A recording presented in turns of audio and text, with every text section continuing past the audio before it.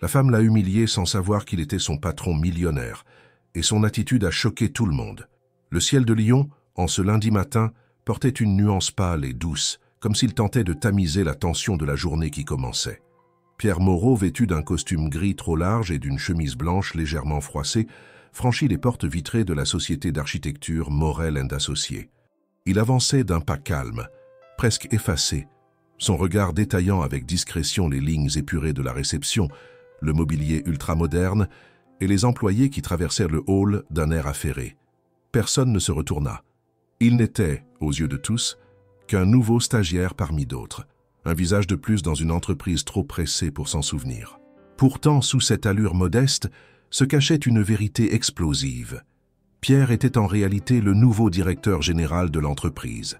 Héritier unique de Jean Moreau, fondateur et visionnaire respecté, Pierre avait été nommé à la tête du groupe après le décès brutal de son grand-père. Il avait cependant refusé d'entrer en scène avec fanfare. Avant de prendre les rênes officiellement, il voulait comprendre l'âme de l'entreprise.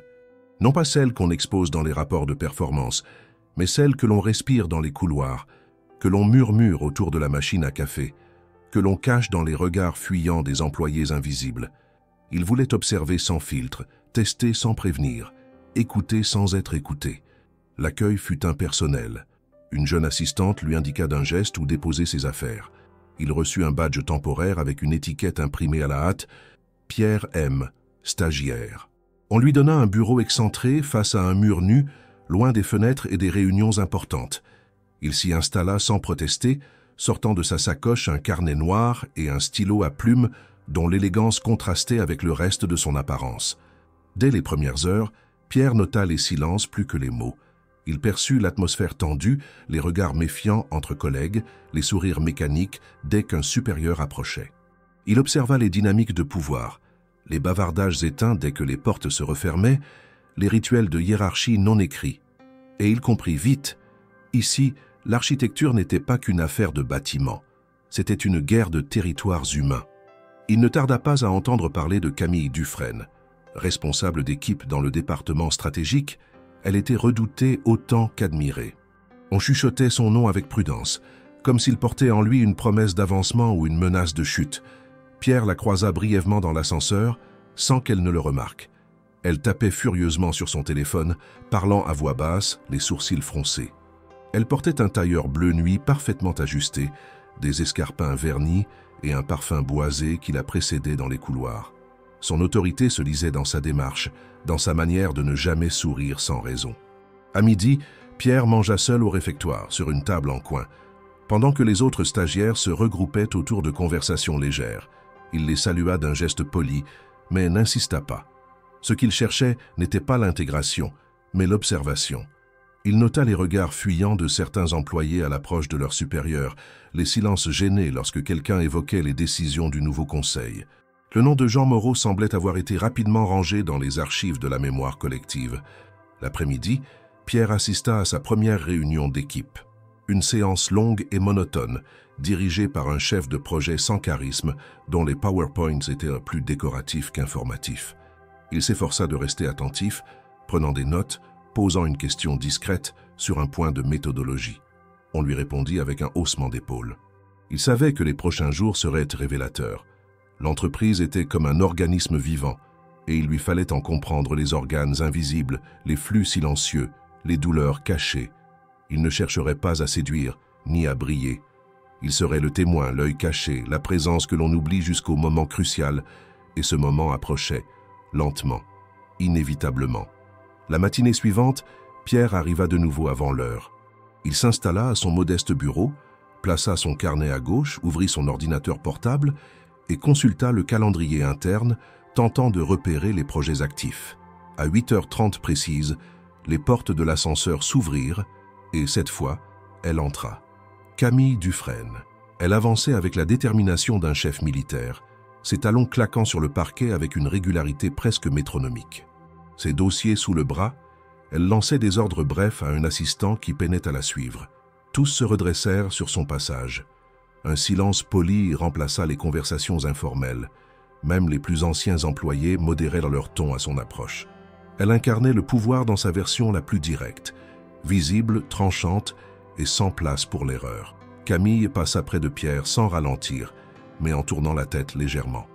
Elle s'arrêta net, recula de 2 pas puis fixa le badge épinglé à sa veste. Son regard descendit jusqu'aux chaussures modestes qu'il portait, puis remonta vers la chemise à peine repassée.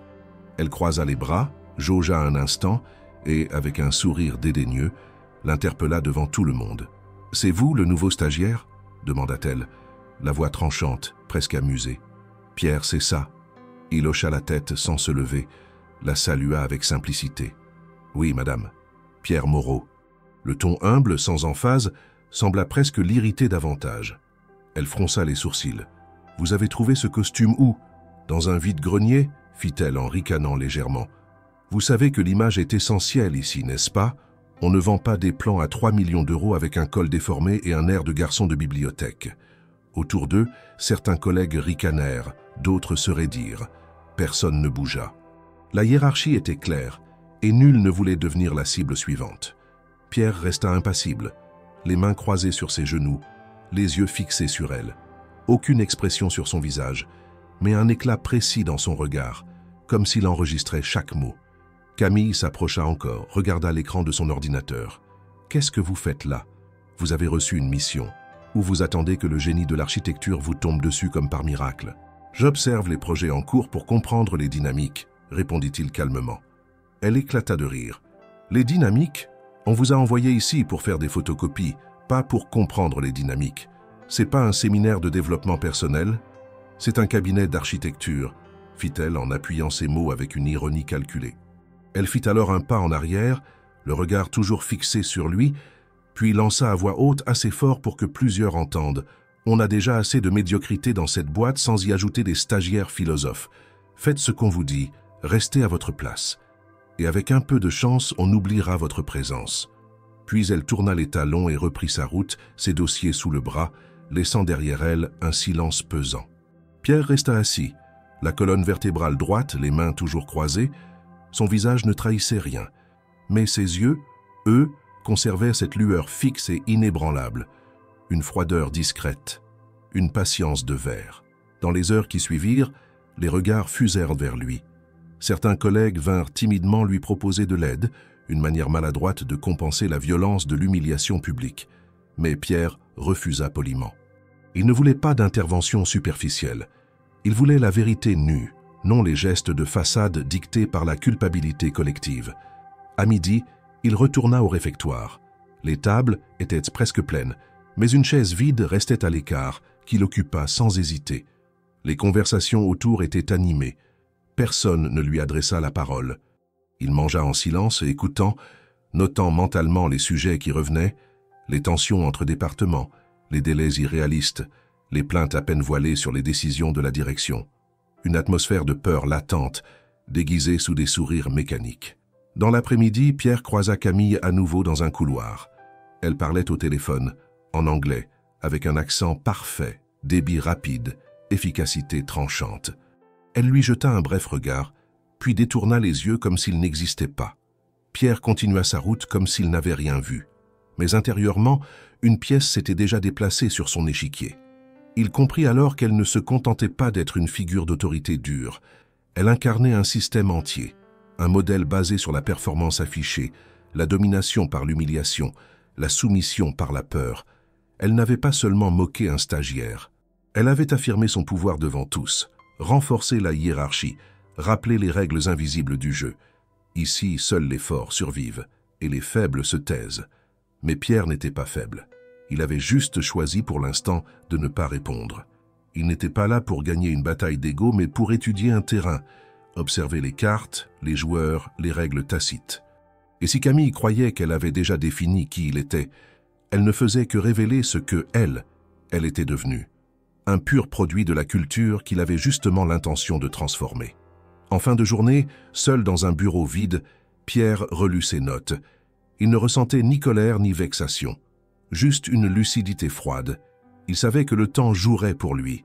Ce qu'il construisait n'était pas une revanche personnelle, mais une fondation. Une base solide à partir de laquelle il pourrait, au bon moment, renverser ce qui méritait de l'être. Et ce moment approchait, lentement, avec la certitude d'un plan qui prend racine sans bruit. Le troisième jour débuta sous un ciel nuageux, comme si la ville elle-même pressentait le malaise grandissant au sein de l'agence. Pierre arriva encore une fois avant tout le monde. Il prit place à son bureau silencieux, discret, observant la circulation des premiers employés avec la rigueur d'un scientifique. Il ne cherchait pas à provoquer ni à s'imposer, mais à décoder. Ce matin-là, une réunion importante devait avoir lieu. Le département de stratégie, dirigé par Camille Dufresne, présentait l'avancement du projet Valmont, un ensemble résidentiel de prestige situé en périphérie de Lyon, conçu pour devenir une référence en matière de design écologique et d'intégration urbaine. Un contrat estimé à près de 100 millions d'euros, destiné à consolider la réputation de Morel & Associés à l'échelle nationale. Vers 9 heures, les employés commencèrent à affluer dans la grande salle de réunion au fond du couloir principal. Pierre entra en dernier, se glissant sur une chaise libre dans un angle discret. Il ne prit pas la parole, ne salua personne, et aucun regard ne se posa sur lui plus de quelques secondes. Camille, déjà installée en bout de table, ouvrit la séance avec l'assurance froide qui la caractérisait.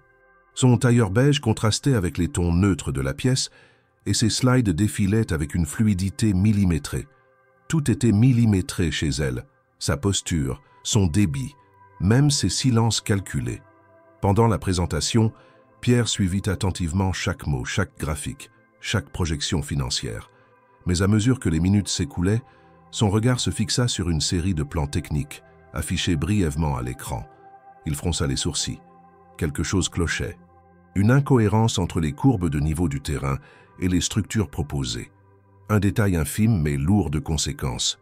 Le bâtiment principal semblait empiéter sur une zone non constructible, soumise à des régulations environnementales strictes. Un oubli, une négligence ou peut-être une dissimulation volontaire, difficile à dire. Lorsque Camille ouvrit un moment de questions, Pierre leva calmement la main. Tous les regards se tournèrent vers lui, certains avec étonnement, d'autres avec amusement. Camille arqua un sourcil, l'air légèrement ennuyé, mais elle lui accorda la parole.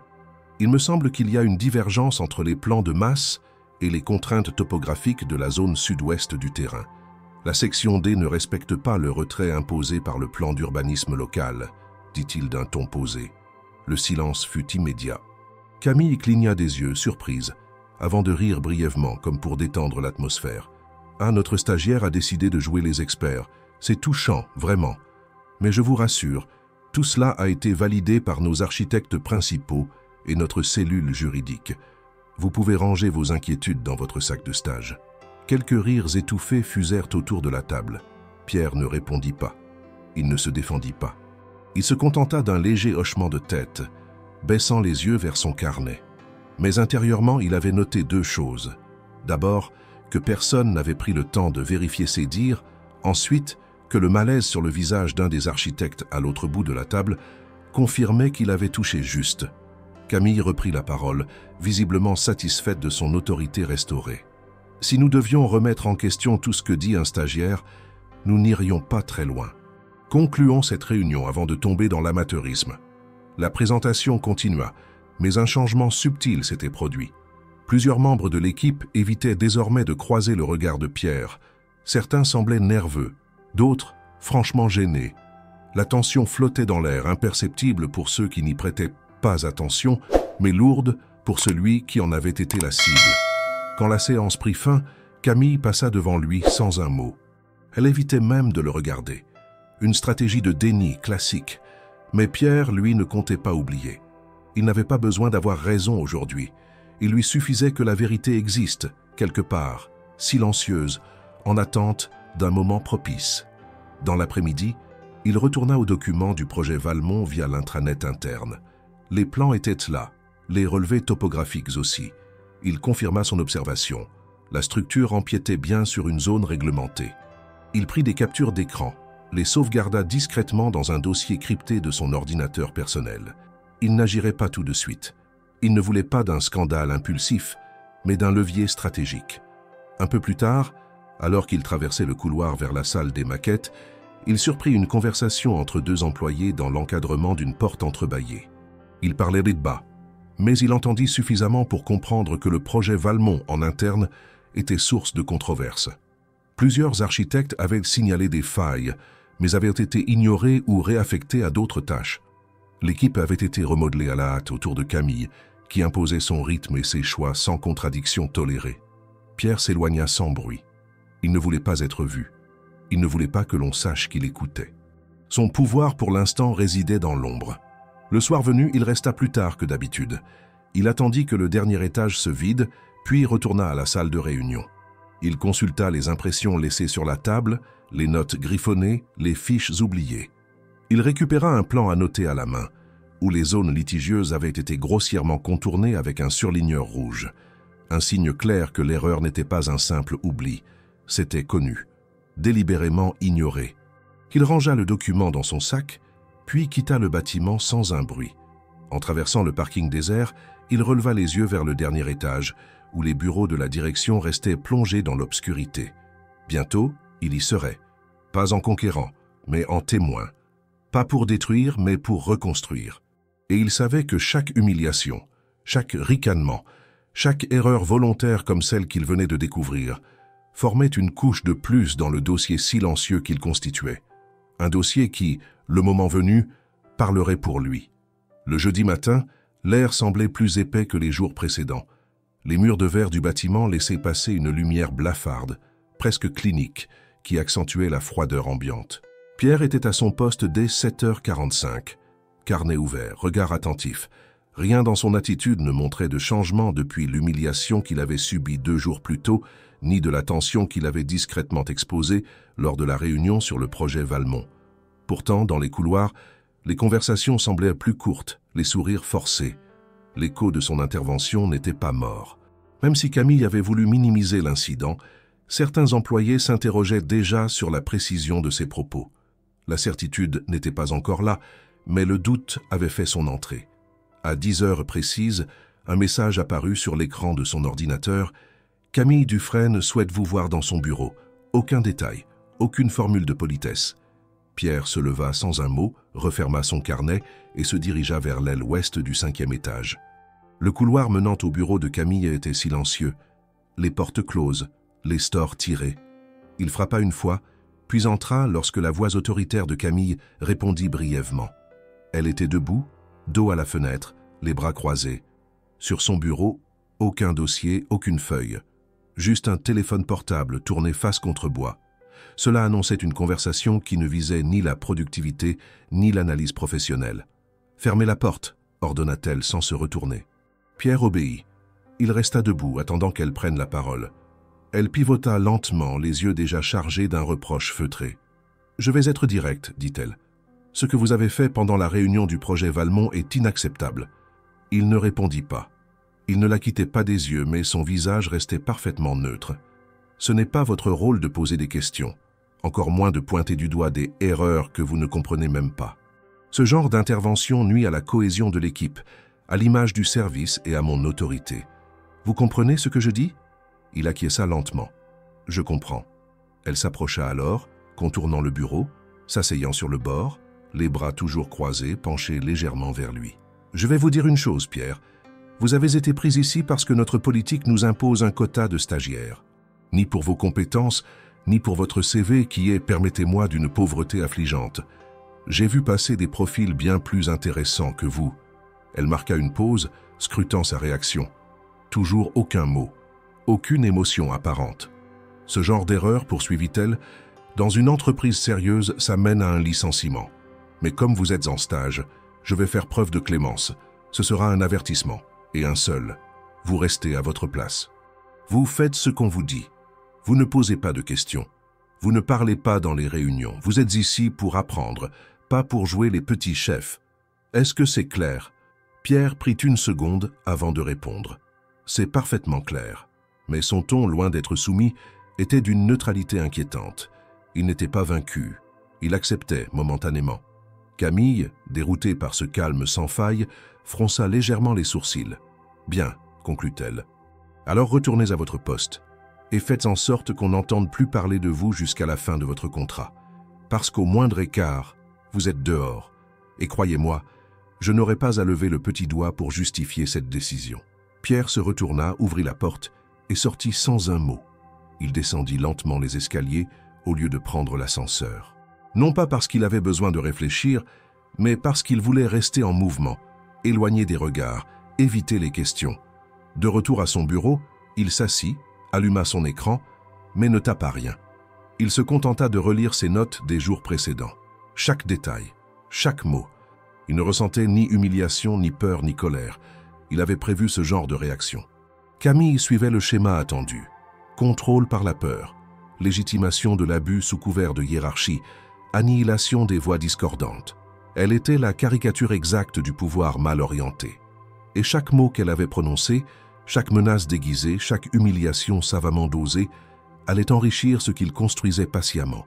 Un dossier, oui, mais surtout une compréhension profonde de ce qu'il allait devoir déraciner. En début d'après-midi, il reçut un message anonyme sur la messagerie interne. « Tu avais raison pour Valmont, mais fais attention. Elle a déjà fait virer 2 personnes qui ont voulu la contredire. Aucun nom, aucune signature. » Il lut le message 3 fois, puis le supprima sans répondre. Le silence restait son meilleur allié. L'anonymat, son armure la plus efficace. Le reste de la journée se déroula sans incident visible. Camille passa près de son bureau 2 fois sans s'arrêter. D'autres collègues l'observaient à la dérobée, sans oser engager la conversation. Il était devenu un signal, un rappel des limites à ne pas franchir. Certains semblaient l'éviter par prudence, d'autres par gêne, voire par peur de l'association. Avant de quitter les lieux, il rangea ses affaires avec précision. Il prit soin de verrouiller l'ordinateur, de ranger son carnet, de ne rien laisser traîner. Il savait que, dans cet environnement, chaque détail pouvait être utilisé contre lui. Il croisa un responsable des ressources humaines dans l'ascenseur. L'homme le salua poliment, mais son regard était fuyant, comme s'il savait que quelque chose se tramait, mais préférait ne pas en faire partie.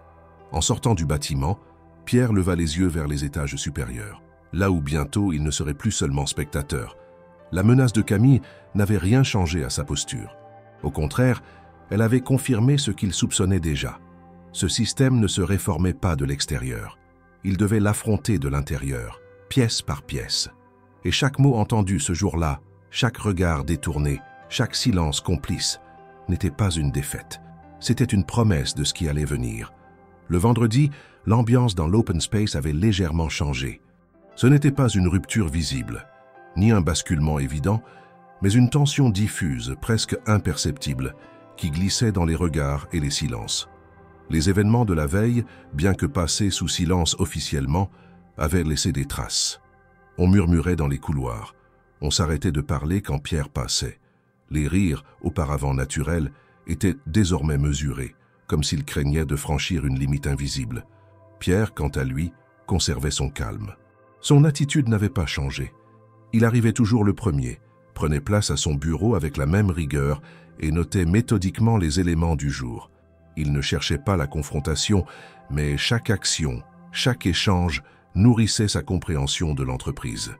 Ce midi-là, au réfectoire, alors qu'il s'installait à une table isolée comme à son habitude, une voix douce l'interpella. « Je peux m'asseoir ?» Il leva les yeux et découvrit une femme d'une 50aine d'années, cheveux gris relevés en chignon, un badge sur la poitrine indiquant « Sylvie M. Archives et documentation ». Elle tenait son plateau d'un air décidé, sans hostilité, sans complaisance non plus. « Bien sûr », répondit-il simplement. Elle prit place sans cérémonie, commença à manger en silence pendant quelques minutes, puis, sans le regarder, déclara d'une voix posée « C'est rare de voir quelqu'un rester calme comme vous après ce qui s'est passé cette semaine. » Pierre laissa passer quelques secondes avant de répondre. « Je préfère observer avant de réagir. » Sylvie hocha la tête, comme si cette réponse confirmait ce qu'elle avait deviné. Elle prit une gorgée de son thé, puis reprit « Cette entreprise n'est plus ce qu'elle était. Depuis la mort de Jean Moreau, tout a changé. Pas seulement dans l'organigramme, mais dans l'esprit même du lieu. Avant, on écoutait les idées, même celles des plus jeunes. On valorisait l'expérience, pas uniquement les résultats. Maintenant, tout est question de rendement, d'image, de contrôle. » Pierre resta silencieux. Il savait que parler maintenant serait interrompre un fil précieux. Il voulait entendre davantage. Sylvie continua d'une voix plus basse. « Camille n'a pas toujours été aussi haut perché.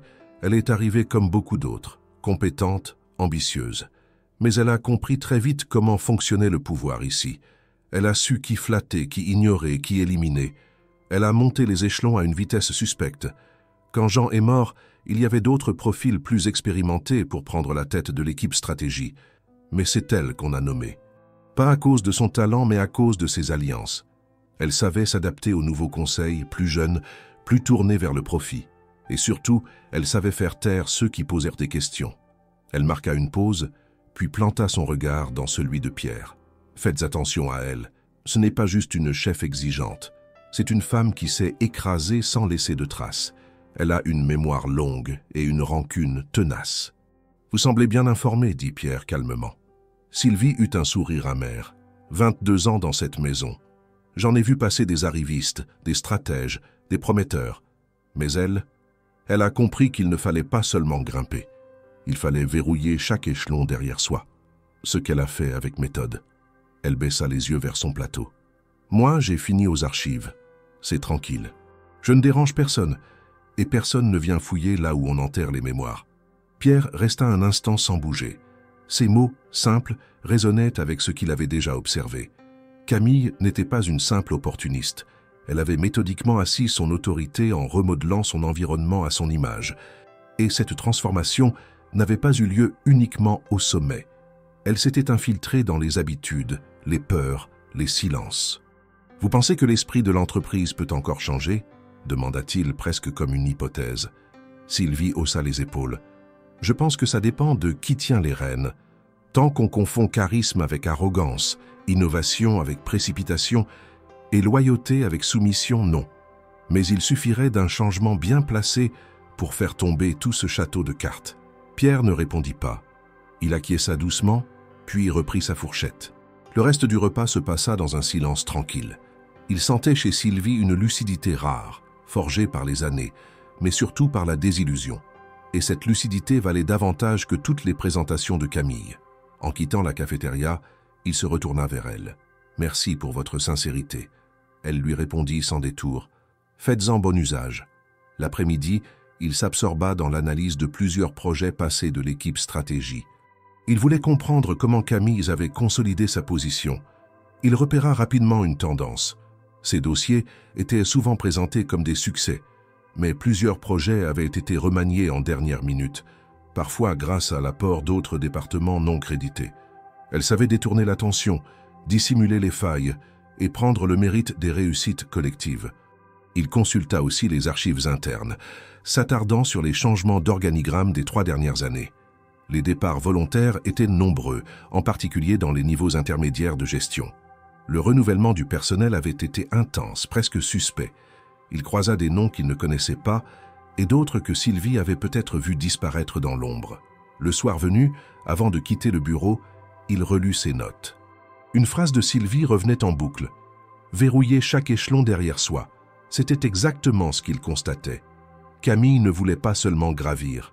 Elle voulait empêcher toute forme de réversibilité. Chaque promotion était accompagnée d'un départ, chaque succès d'un silence imposé. Mais Pierre n'était pas intéressé par les jeux de pouvoir classiques. Il ne voulait pas se battre sur le même terrain qu'elle. Son objectif était plus vaste, plus profond. Il voulait restaurer un équilibre, rendre visible ce qui avait été effacé. Et pour cela, chaque témoignage, chaque confidence, chaque trace avait de la valeur. Ce que Sylvie lui avait offert n'était pas un simple récit. C'était une clé qui ouvrait les portes d'une mémoire volontairement enfouie. Et cette mémoire allait bientôt reprendre sa place. Le lundi suivant, la journée commença comme les autres. Le flux des employés était réglé, les conversations feutrées, les regards circulaient entre l'évidence et l'hésitation.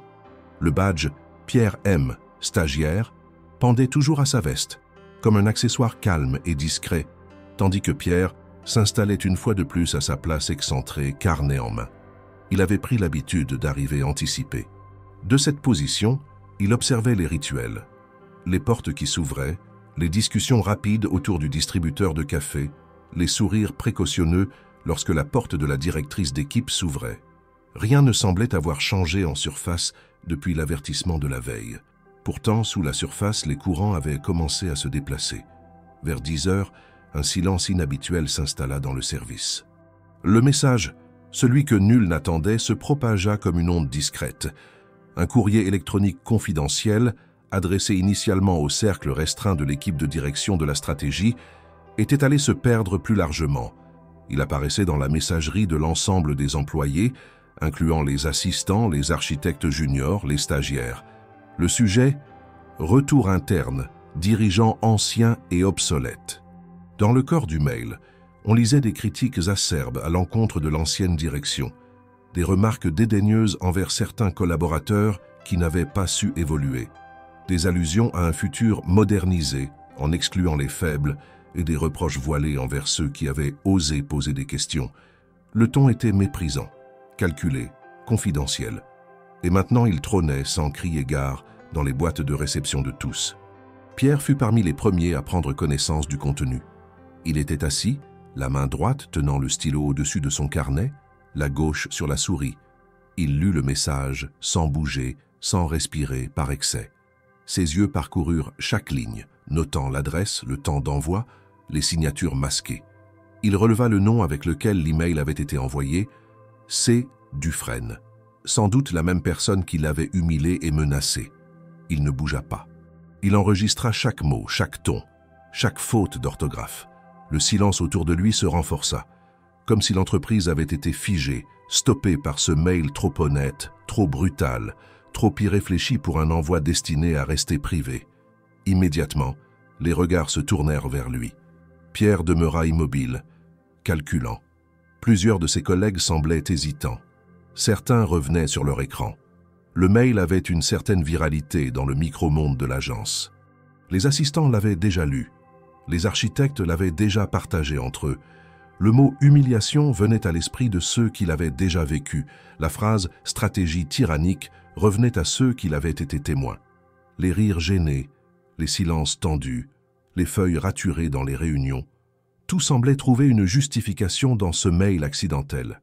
Une expression brutale d'un rapport interne qu'on savait existant, mais jamais verbalement formulé.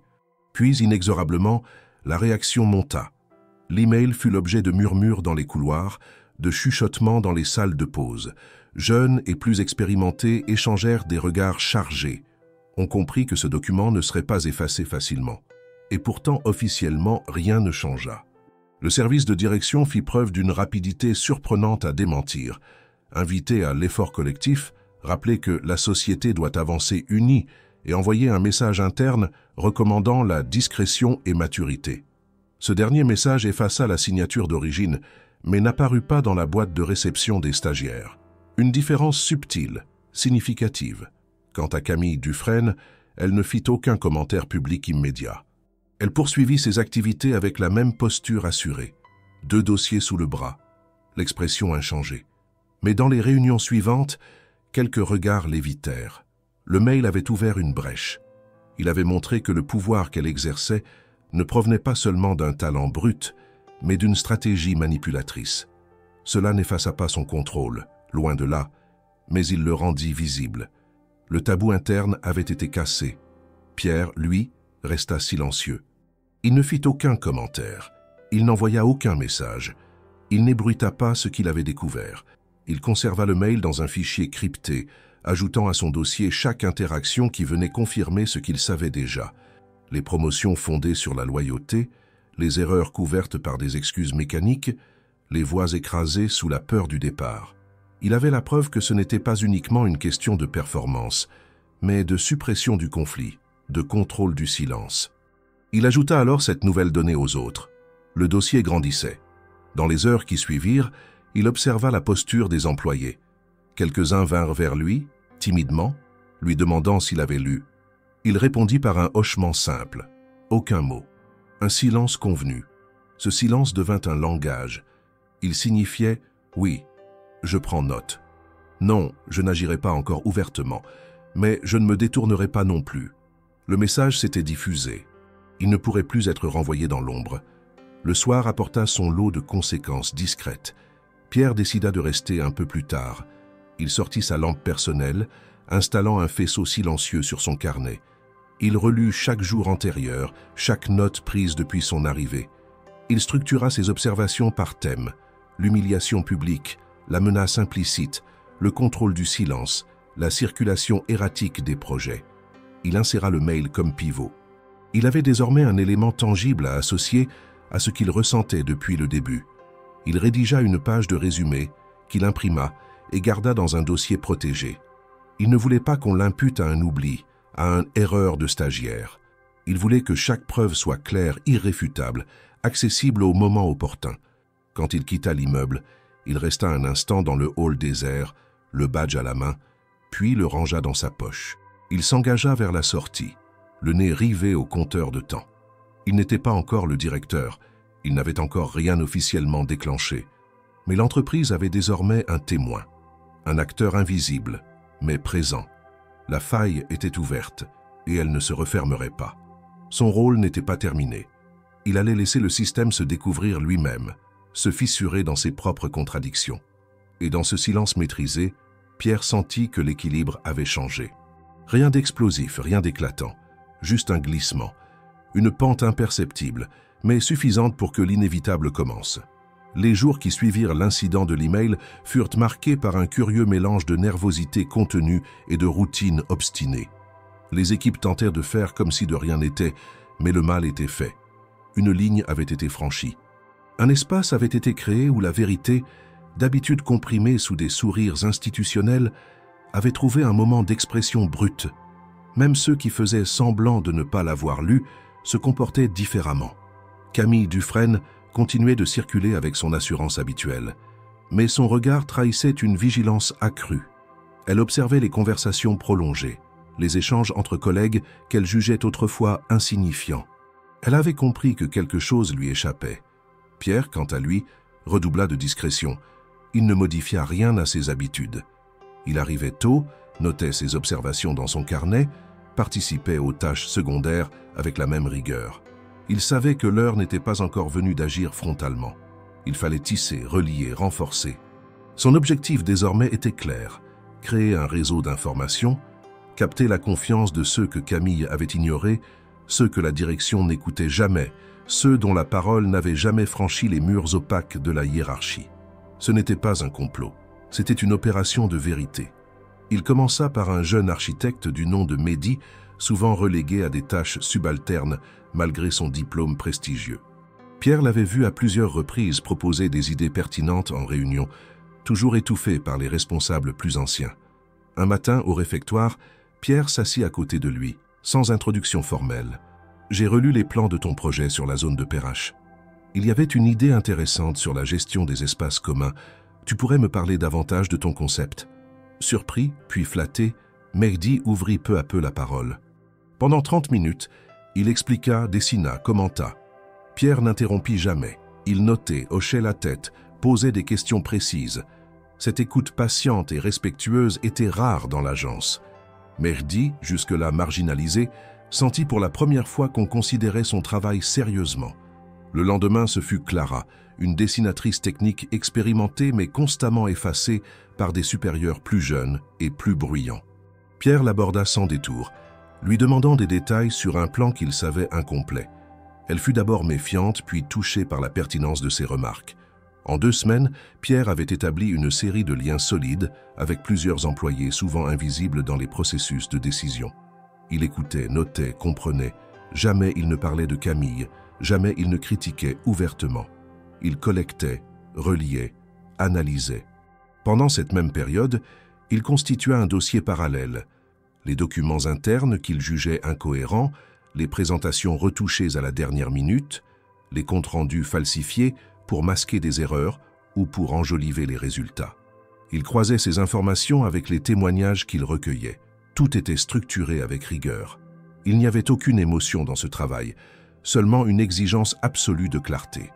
Il ne cherchait pas à dénoncer Camille pour la punir, mais à démontrer ce que son mode de gestion avait produit. La peur, la stagnation, l'injustice. Un jeudi après-midi, dans un couloir désert, il croisa Sylvie. Elle lui adressa un simple regard. Il sut alors qu'elle comprenait ce qu'il était en train de faire.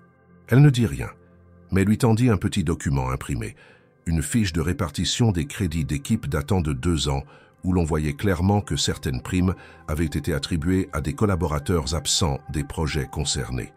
Un geste discret mais lourd de signification. Pierre l'inclut aussitôt dans son dossier. Le climat, sans qu'on puisse l'identifier précisément, avait changé. Les échanges devenaient plus fluides entre certains employés. On s'envoyait des documents techniques sans passer par la hiérarchie, on commentait des décisions internes avec plus de scepticisme, on évoquait parfois à voix basse la nécessité de changement. Camille, toujours sur ses gardes, sentit que son autorité ne suffisait plus à imposer l'ordre par la crainte. Elle réunit son équipe un matin pour recentrer les énergies, mais le ton trop cordial trahissait une inquiétude.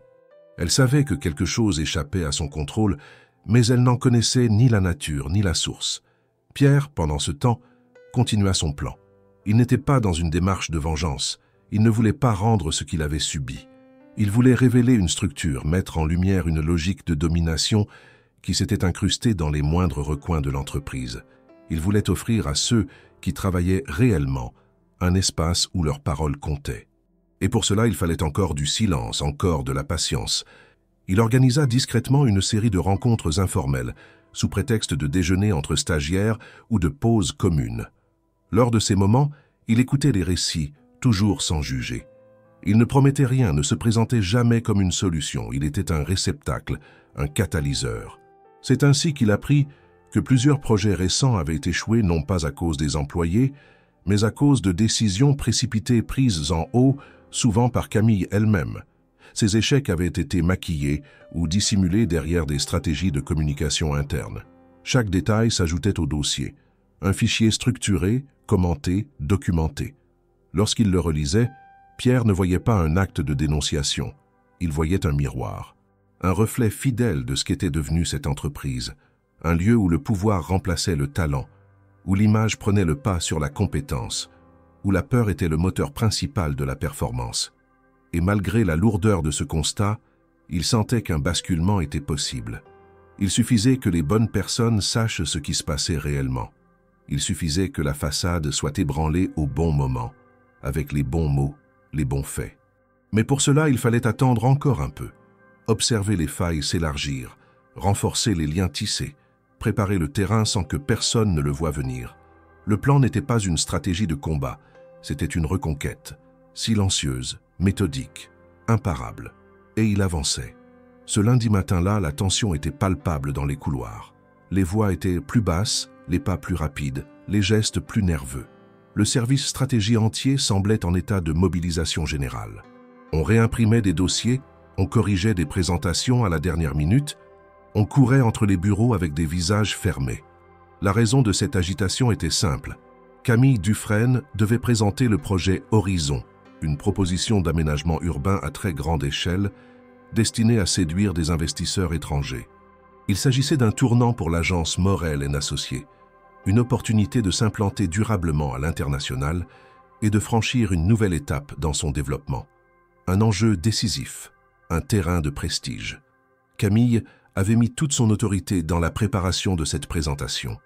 Elle l'avait pensée, imposée, centralisée. Aucun membre de son équipe n'avait osé remettre en question les choix stratégiques, ni le contenu du discours. Même les experts techniques avaient été priés de se limiter à des interventions de fond minimales. Elle ne voulait aucune surprise. Tout devait être sous contrôle. Tout devait porter sa marque. La salle de conférence du 6e étage, habituellement sobre et peu fréquentée, avait été transformée pour l'occasion. Un buffet discret était installé dans le hall, les sièges alignés impeccablement, des bloc-notes et stylos estampillés du logo de l'entreprise posés sur chaque table. Un écran géant avait été installé en fond de salle. Les murs, recouverts de panneaux amovibles pour améliorer l'acoustique, portaient des visuels du projet Horizon. Des images de synthèse sophistiquées, des slogans en anglais, des rendus 3D surdimensionnés. Pierre, toujours officiellement stagiaire, avait reçu une invitation indirecte via l'agenda partagé. Il décida d'y assister, sachant que cette présentation serait bien plus qu'un simple pitch commercial. Elle serait un révélateur. Il s'installa discrètement dans le fond de la salle, carnet en main, regard fixe comme toujours. Les investisseurs arrivèrent peu après 9 heures.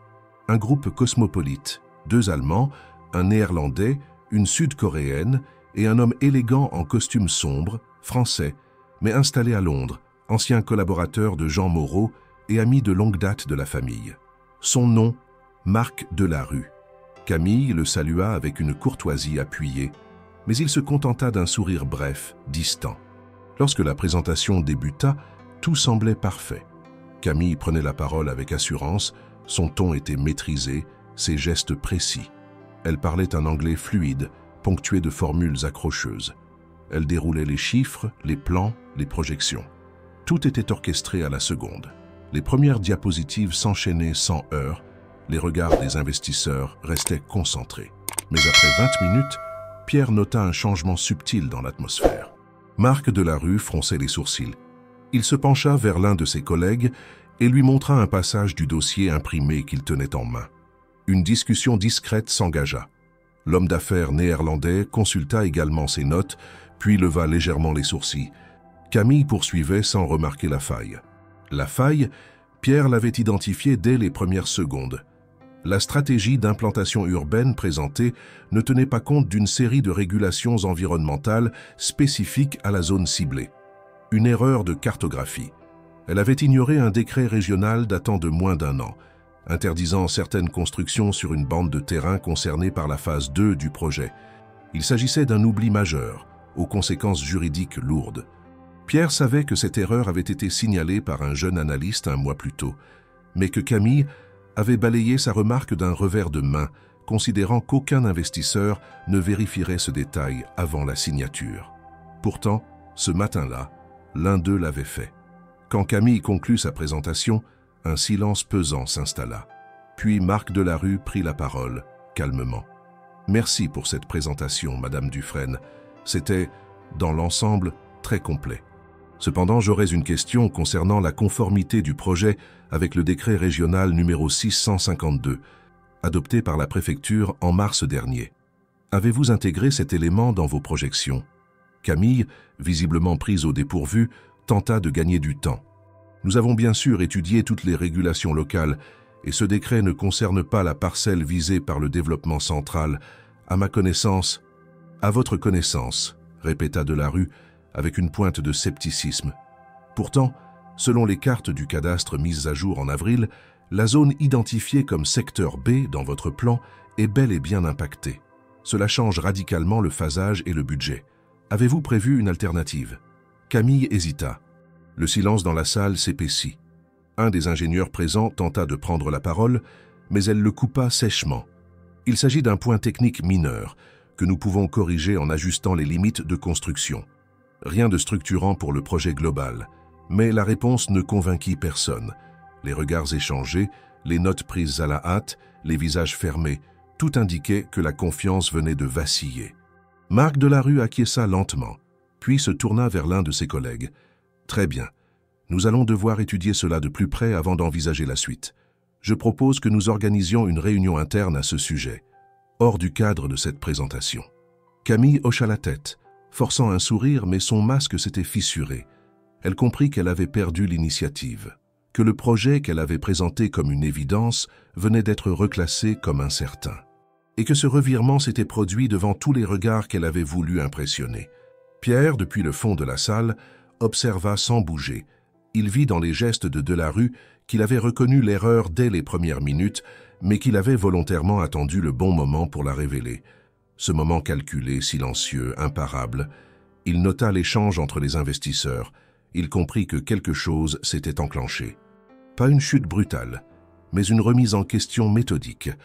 À la sortie de la salle, alors que chacun regagnait son bureau ou échangeait de manière feinte sur d'autres sujets, Pierre aperçut Marc Delarue, qui, avant de monter dans l'ascenseur, croisa son regard. Il le salua discrètement d'un signe de tête, un geste bref mais chargé de reconnaissance. Comme s'il savait. Pierre referma son carnet. Il ne sourit pas. Il n'exulta pas. Il nota seulement une date en haut de sa page. Lundi. Erreur révélée. L'équilibre commence à basculer. Rien de plus, rien de moins. Le mardi matin, à peine 24 heures après la présentation manquée, l'air dans les couloirs du siège de Morel & Associés avait pris une densité nouvelle. Les conversations semblaient plus rares, plus saccadées, les mouvements plus mesurés. L'effet de l'erreur stratégique de Camille avait commencé à se propager dans les étages. Aucun communiqué officiel n'avait encore été publié, mais chacun, dans les différents départements, avait entendu parler du malaise des investisseurs, des questions restées sans réponse et surtout du visage fermé de Marc Delarue à la sortie de la réunion. Personne ne savait encore comment cette faille allait se traduire concrètement, mais les langues se déliaient lentement. Le murmure d'un changement à venir commençait à circuler, sans nom, sans origine. Camille, elle, était arrivée avec 20 minutes de retard, ce qui était inhabituel. Elle avait traversé les couloirs sans s'arrêter, évitant tout contact visuel. Sa silhouette, d'habitude droite et imposante, semblait plus contractée. Elle referma la porte de son bureau avec un claquement sec et, pendant plus d'1 heure, ne donna aucun signe de présence. Certains collaborateurs échangèrent des regards, d'autres restèrent concentrés sur leurs écrans, simulant l'indifférence. Pierre, fidèle à lui-même, était à son bureau depuis l'aube. Il écrivait. Non plus seulement des observations, mais des lignes d'analyse claires, structurées, anticipant les prochaines réactions possibles. Son rôle silencieux n'était plus celui d'un spectateur passif, mais celui d'un acteur en attente du bon tempo. À 11h20 précise, une convocation officielle tomba dans la boîte mail de tous les chefs d'équipe, directeurs de projet et principaux cadres de l'entreprise. Une réunion extraordinaire du conseil d'administration devait se tenir à 12h30 dans la grande salle du 7e étage. L'objet n'était pas mentionné, mais le ton de l'invitation ne laissait aucune place à l'interprétation. Quelque chose de majeur allait être annoncé. Pierre reçut lui aussi un message. Il ne venait pas du secrétariat général, mais directement de Marc Delarue. Une phrase seulement, 12h30, venez, il est temps. Signé simplement, Monsieur Delarue. Aucun logo, aucun titre. Pierre ferma son ordinateur, rangea son carnet puis monta lentement les étages par les escaliers. Il ne voulait pas croiser Camille dans l'ascenseur, ni faire partie du flux. Il voulait arriver à sa manière, discret, autonome. À 12h25, il entra dans la salle. Plusieurs membres du conseil étaient déjà installés autour de la longue table en acajou. Les visages étaient fermés, les regards circulaient avec prudence. Camille était là, droite dans son fauteuil, maquillage impeccable, mais le visage tendu. Elle lança un regard perçant à Pierre lorsqu'il s'installa dans un coin de la salle, sans badge visible, sans étiquette de stagiaire. Elle fronça légèrement les sourcils, mais ne dit rien. À 12h30 exact, la double porte s'ouvrit. Un silence instantané se fit. Un homme entra, costume bleu foncé, cheveux grisonnants, regard déterminé. Il n'avait pas été annoncé. C'était Henri Masson, président du conseil d'administration, figure discrète mais puissante, rarement vue en public. Il s'avança vers le centre de la salle, posa un dossier sur la table et prit la parole avec un calme maîtrisé.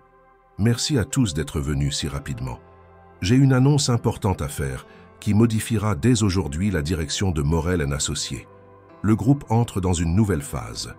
Et pour cela, il nous fallait un leadership à la hauteur de nos ambitions, mais aussi de nos valeurs fondatrices. » Tous écoutaient, figés.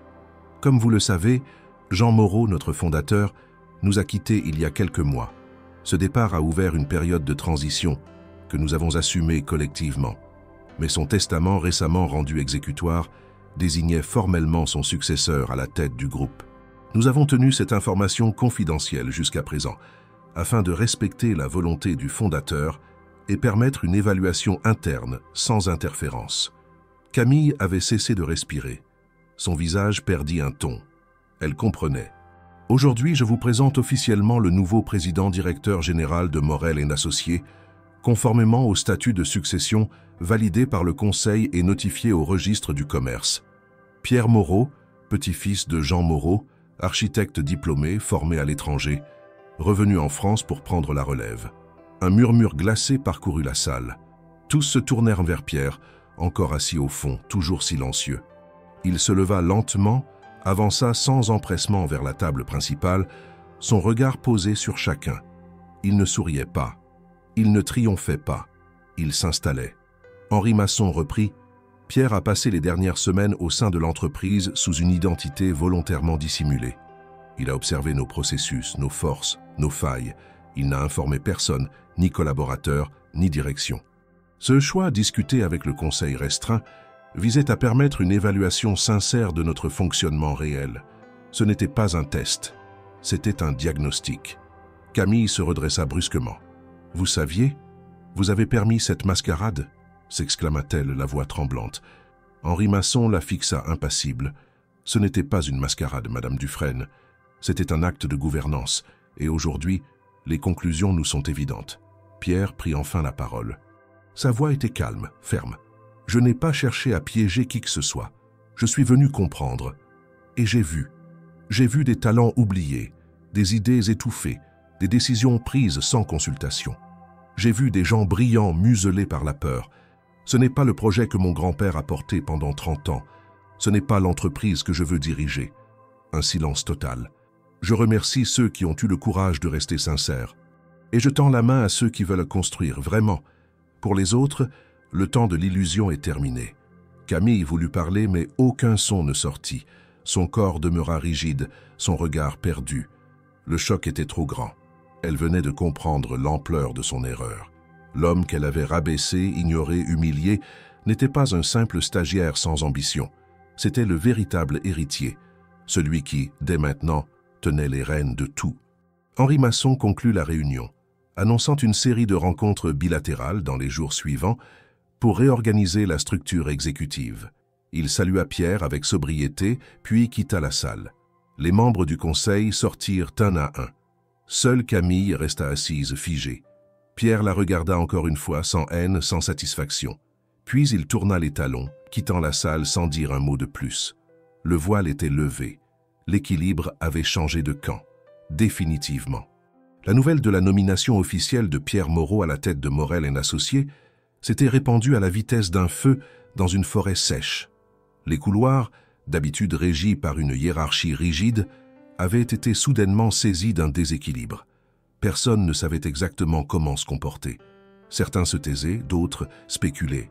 Des regards remplis de honte croisaient Pierre dans les bureaux, hésitant entre la surprise, la gêne ou une tentative maladroite de salutation. Mais lui ne cherchait ni excuse ni révérence. Il avançait avec la même discrétion qu'à son arrivée, sauf que maintenant, chaque pas qu'il faisait résonnait comme un rappel. Il n'était plus un observateur. Il était le décideur. Camille Dufresne, quant à elle, n'avait pas quitté son bureau de la journée. Sa porte restait close, les stores tirés. Aucun message, aucune réunion. Un silence inhabituel enveloppait ces murs, et ceux qui passaient devant se gardaient à bien des mètres le moindre commentaire. L'humiliation publique, la révélation de son aveuglement, la perte de contrôle, tout s'était enchaîné en quelques minutes. Et le plus frappant pour elle n'était pas la chute en elle-même, mais la manière dont elle avait été provoquée, sans éclat, sans cri, sans brutalité, simplement par la vérité. En fin d'après-midi, Pierre se rendit dans le bureau qu'on lui avait aménagé au dernier étage, une pièce sobre aux murs blancs avec une grande table de travail en bois clair et des étagères vides. Il n'avait encore rien personnalisé. Il n'en ressentait pas le besoin. Il voulait comprendre la direction à prendre avant d'y apposer sa signature. 1 heure plus tard, il demanda qu'on appelle Camille. Pas un ordre, pas une convocation formelle, juste une invitation à parler. Elle mit 20 minutes à se présenter. Lorsqu'elle entra dans le bureau, elle semblait changer. Ses vêtements impeccablement ajustés ne suffisaient plus à masquer la tension de ses gestes. Son visage était plus pâle, ses traits figés, et elle évitait de croiser le regard de Pierre. Elle se posta devant son bureau, droite, presque rigide, comme si elle attendait une sentence. Pierre, assis, la regarda longuement avant de parler. « Asseyez-vous, Camille. » Elle obéit. Ce fut la première fois qu'elle l'écouta sans répliquer. « Vous savez pourquoi je voulais vous parler ?» demanda-t-il. Elle hésita, puis hocha la tête. « J'imagine que vous allez officialiser ma fin ici. »« Non, » répondit-il calmement. « Ce n'est pas ce que je compte faire. » Elle leva enfin les yeux vers lui, surprise. « Vous avez eu de nombreuses occasions de faire preuve de compétence, » reprit Pierre. « Mais vous avez choisi une autre voie. Vous avez utilisé la peur pour construire votre autorité.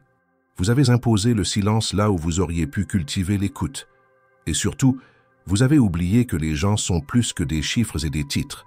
Vous avez méprisé ceux qui ne vous flattaient pas. Et vous avez utilisé cette entreprise comme un théâtre pour vos ambitions personnelles. » Camille déglutit difficilement. Elle ouvrit la bouche, mais Pierre leva une main.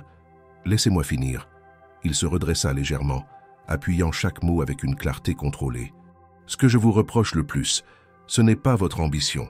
C'est d'avoir construit votre pouvoir en détruisant ce que mon grand-père avait bâti.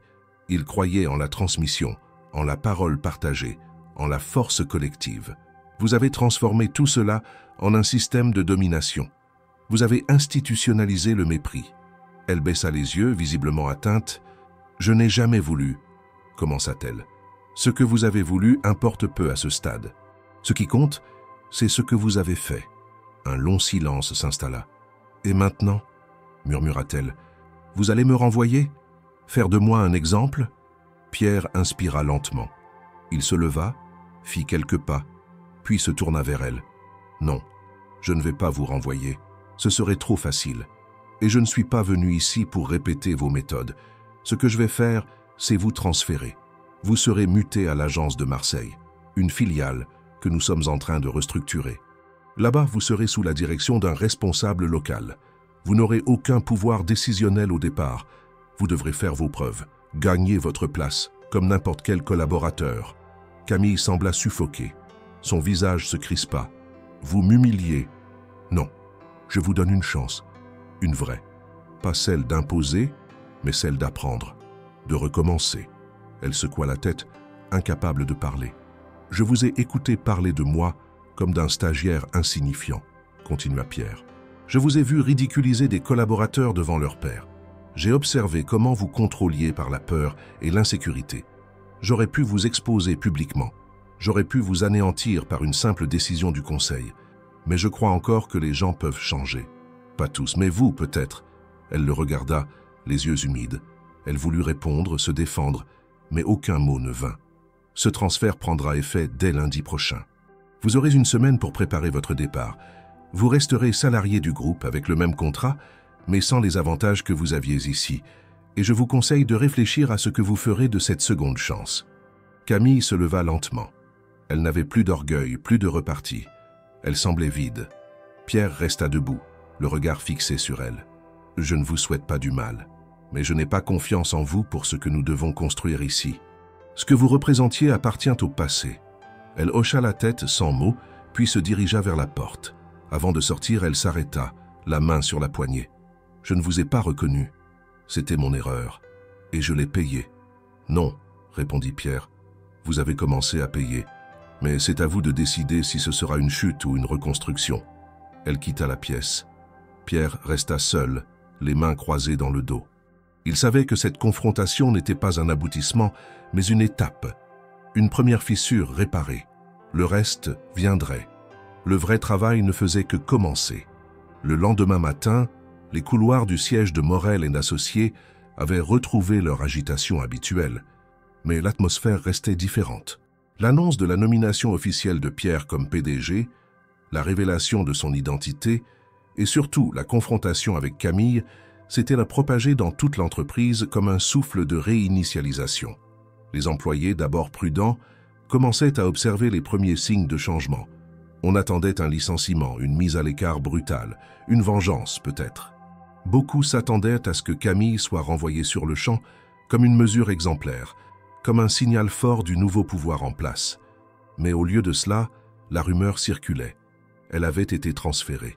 Cette décision, loin de rassurer tout le monde, déstabilisait. Certains la jugeaient trop clémente. D'autres y voyaient une stratégie à double tranchant. Pierre, lui, restait silencieux.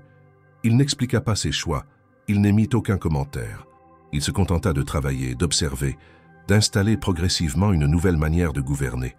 Il savait que son autorité ne serait pas construite sur la parole seule, mais sur les actes, les décisions concrètes, les changements visibles.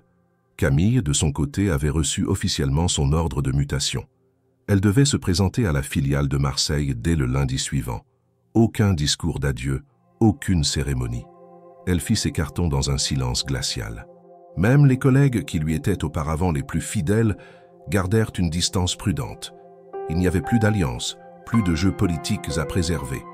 L'ordre hiérarchique avait été redéfini du jour au lendemain, et chacun en ressentait les effets. Le vendredi, Pierre réunit tous les cadres dans la grande salle de réunion. Il n'y avait pas d'écran, pas de présentation, pas de dossier à distribuer. Juste lui, debout devant les 50 principales têtes de l'entreprise, regardant un à un chacun dans les yeux. Je sais que cette semaine a été un choc pour beaucoup d'entre vous.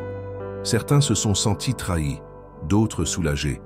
Je n'attends pas qu'on m'applaudisse, Je n'attends pas qu'on m'accepte par réflexe. Je ne suis pas ici pour perpétuer une tradition de silence. Je suis ici pour reconstruire ce que cette entreprise aurait dû devenir depuis longtemps. Il marqua une pause. Personne ne bougeait.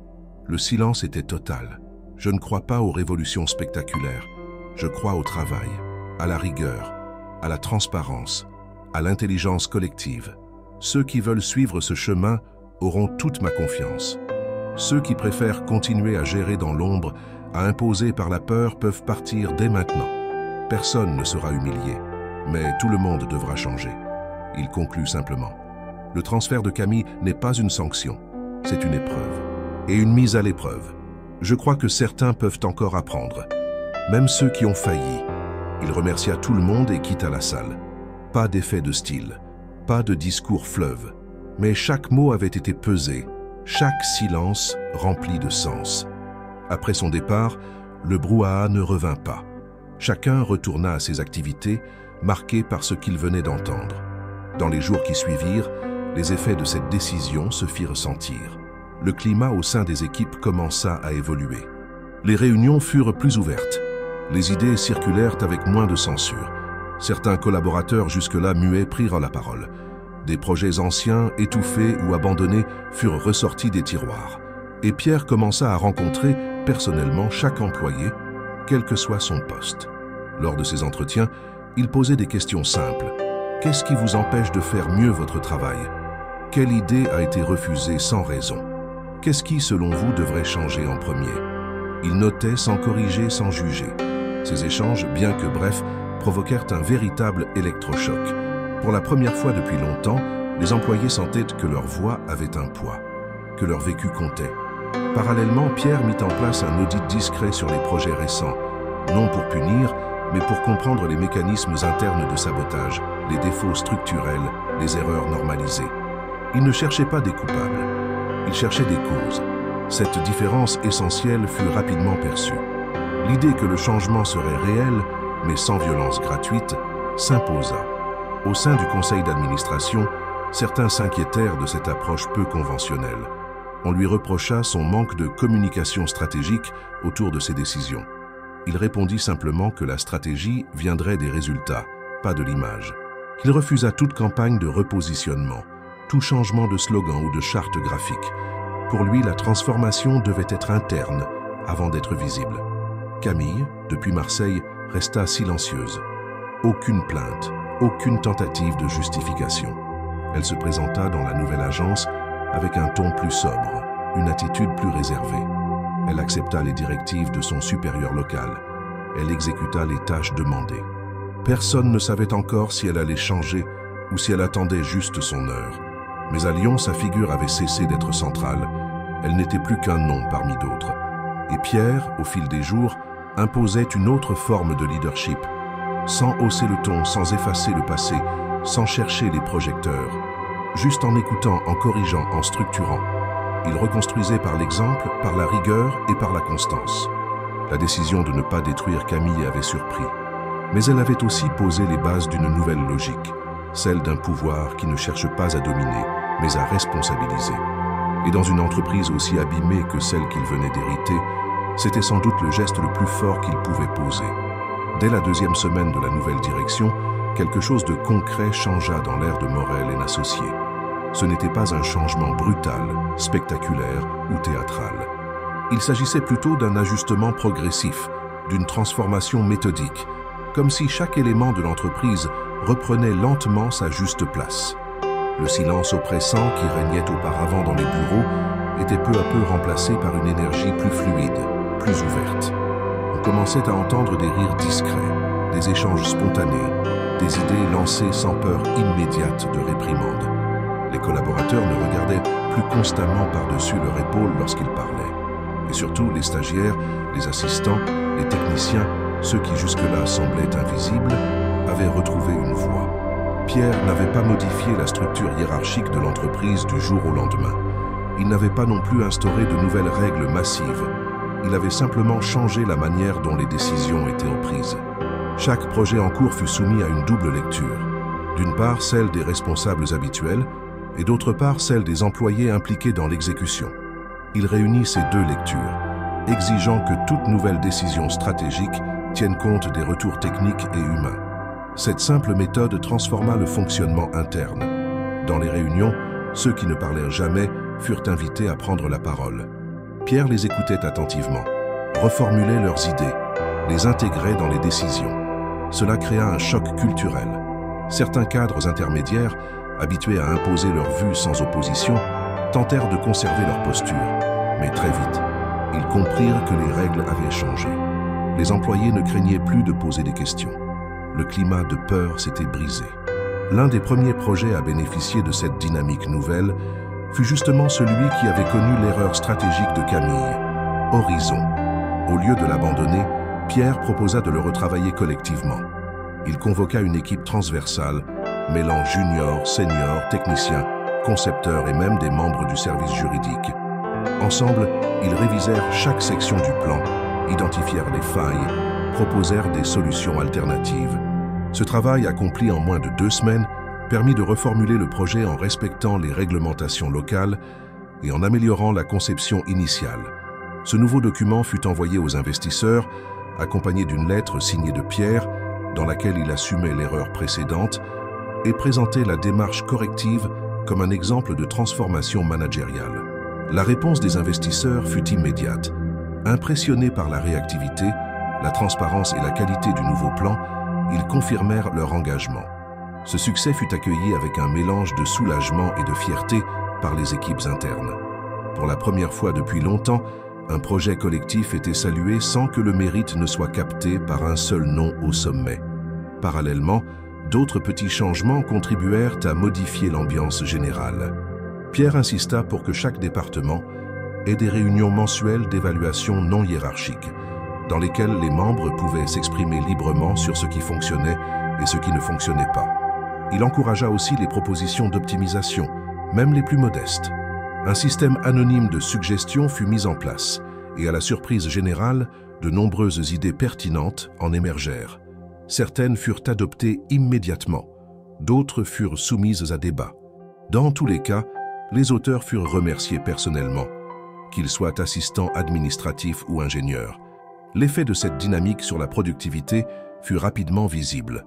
Les délais commencèrent à être respectés plus rigoureusement, non pas par peur des sanctions, mais par engagement volontaire. Les erreurs techniques diminuèrent, la qualité des rendus s'améliora. Et surtout, les échanges entre départements, autrefois marqués par la méfiance et la compétition, devinrent plus fluides. Une forme de respect mutuel s'installait. Le cas de Camille, bien que physiquement éloigné, resta présent dans l'esprit de certains.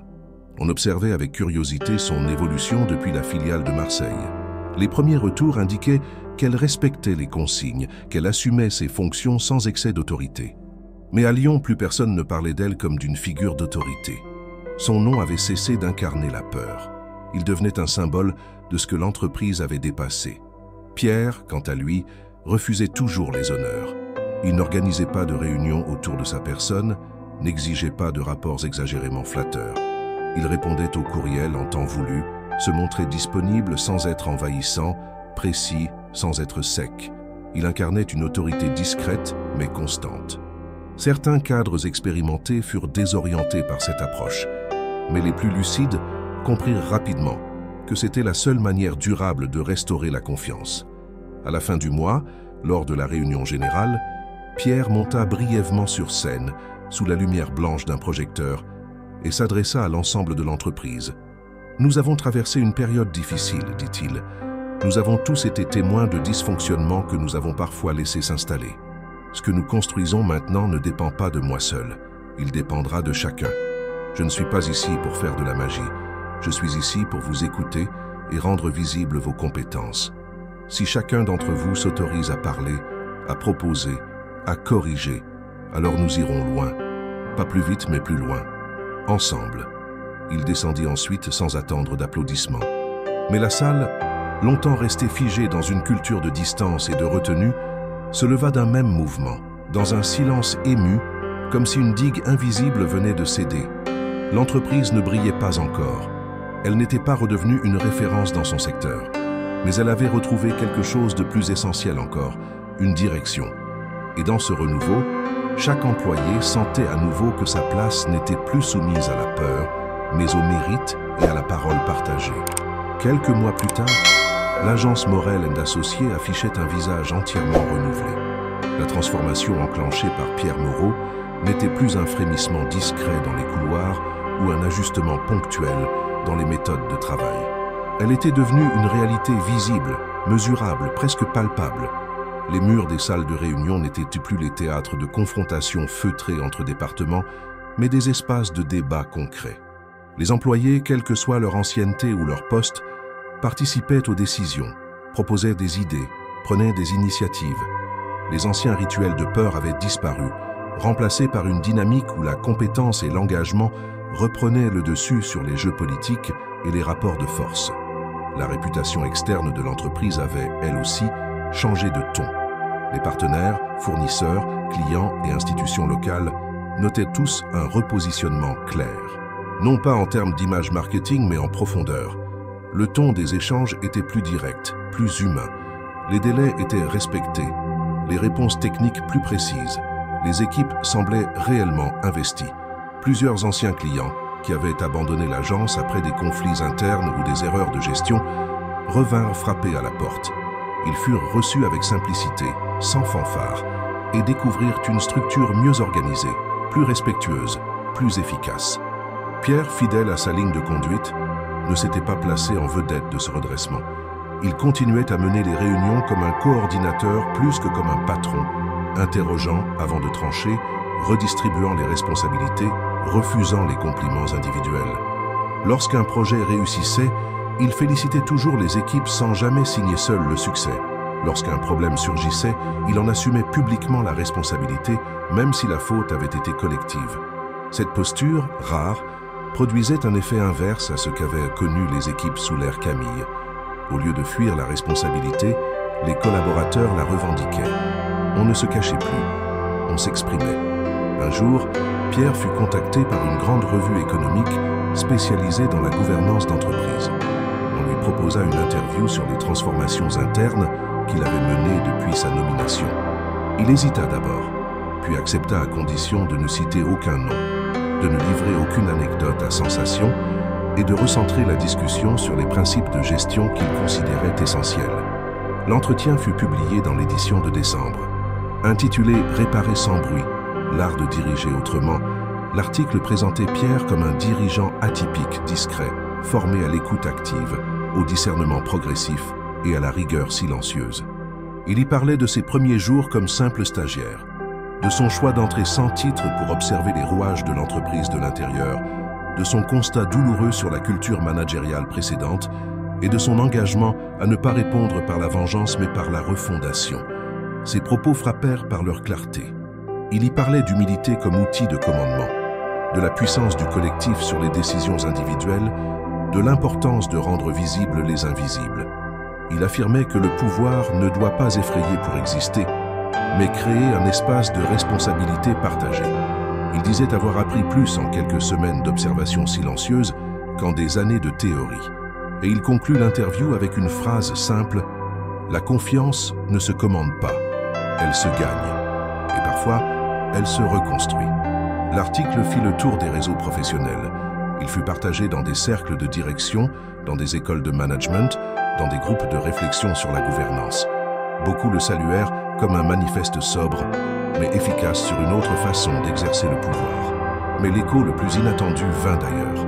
À Marseille, dans les bureaux modestes de la filiale locale, Camille lut l'article. Elle le reconnut sans mal. Elle savait que chaque ligne, bien que neutre et dépouillée de nom, faisait référence à ce qu'elle avait contribué à déformer, à ce qu'elle avait subi, à ce qu'elle avait ignoré. Elle ne pleura pas. Elle ne réagit pas avec colère. Elle relut simplement l'entretien 3 fois, puis posa la revue sur son bureau. Depuis son transfert, elle avait changé de posture, non pas par stratégie, mais par nécessité. Isolée de ses anciennes alliances, encadrée par une hiérarchie qui ne la craignait pas, observée par une équipe méfiante, elle n'avait eu d'autre choix que d'écouter, d'apprendre, de recommencer. Ses premiers mois furent rudes.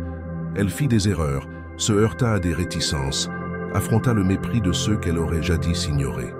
Mais à force de silence et d'efforts, elle parvint à se faire une place, non plus au sommet, mais au sein.